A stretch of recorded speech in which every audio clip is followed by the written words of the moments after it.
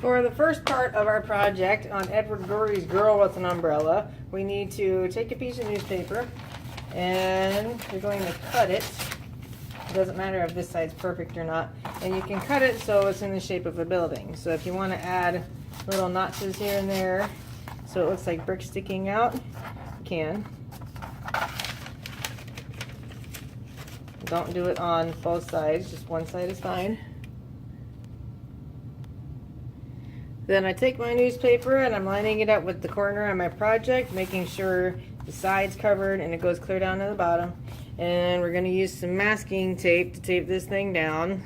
It's very important you get your tape to go clear across the top so this will stay.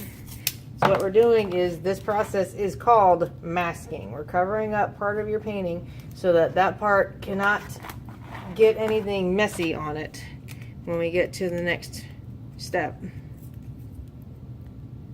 You can add a little bit of tape to the other sections. Just try to make sure it doesn't stick out too far, so then it'll change the shape of your building.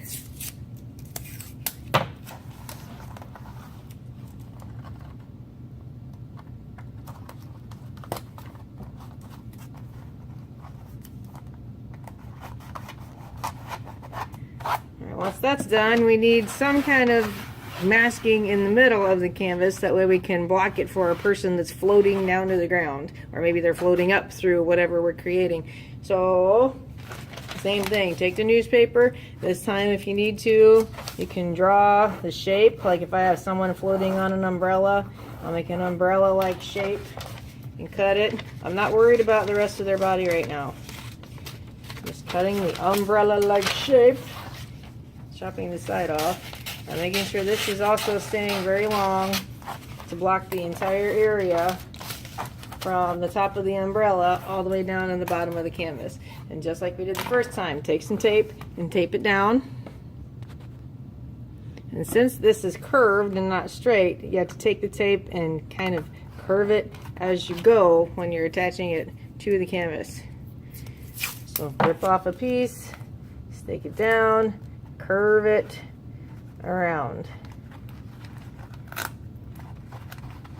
and repeat. Make sure it's stuck on really well, because the next step involves melting some things. There, the top is down. I might add a little bit down here to make sure that stays put. So I'll put a little piece of tape there, a little one on the other side, and that should be enough. When you're done masking things, blocking them off, then you're going to go to the hot glue station, which is over on the counter.